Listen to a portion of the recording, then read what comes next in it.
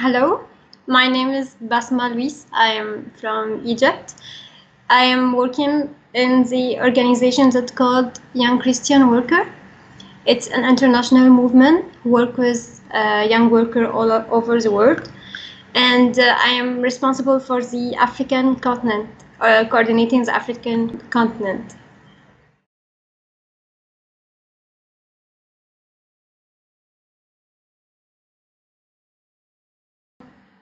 The consequences of the COVID-19 are more severe than any crisis humanity have ever faced before.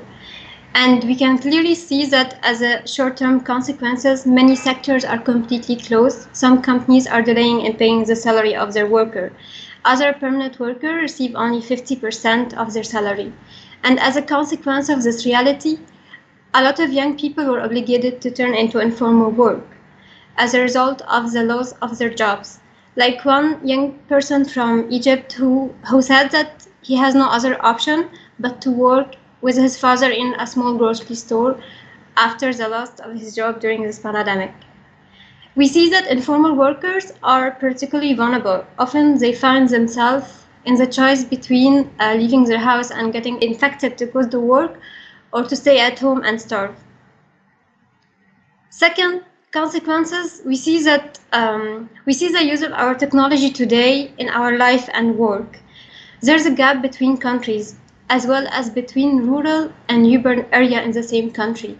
Like young people in Haiti explaining that it's not possible to stay at home and work remotely because most of the time they don't have access to electricity and internet. And for the long-term consequences, we see that unemployment rates rises all over the world. Young people are among the first to suffer, and this also reflects on this current situation. For the young people who have just graduated and are looking for their first job and are not able to find one in this economic crisis, long-lasting effects are to be expected because the same number of people will be competing over fewer jobs in the future.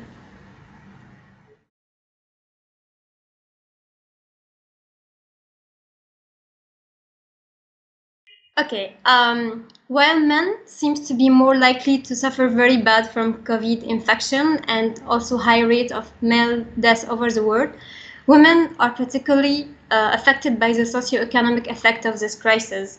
On the one hand, many sectors affected by the job loss due to the pandemic show bigger share of female workers. On the other hand, it's specifically those professions that currently under pressure is professions that are often performed by women. In the household too, it's mainly women who do the care work. So looking at the whole picture of the division of labor market and its consequences in such pandemic, the deep-rooted gender-based discrimination and exploitation is evident. Furthermore, the rate of domestic violence is increasing across the world. And at the end, we need an economic word representing solidarity, and this includes everyone to be protected. We think that steps should be done for the formalization of the informal economy. This to allow the recognition of the informal workers and guarantees a decent work standard for all.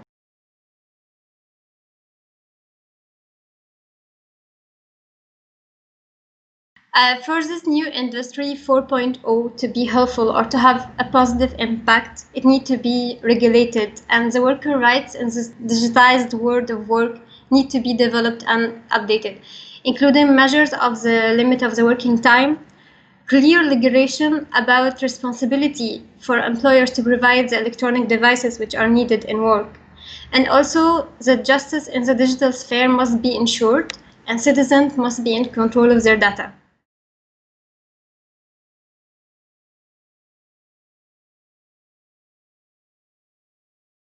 We see that young people have hope in this gig economy, but there's also many challenges. Most of their work are precarious, and there's difficulties in organizing. And it's not clear who is the employer, and it's almost like another form of self-employment, but of course there's actors behind the digital walls. We cannot say that the development of this gig economy and its regulation is promoting for young people. On the other hand, it's our reality and we need to look for ways to shape it. And for this, we need agreement and regulation to ensure safe working conditions and to be clear about the responsibility in this gig economy. In general, social protection is crucial. As international UN institutions like the WHO and the ILO recommend, countries should reserve a fixed percentage of their gross domestic products for social protection to address the needs of their citizens. This social protection should be run by the government agency and not by the private corporation. And its fund must not be used for the objective of gaining more profit.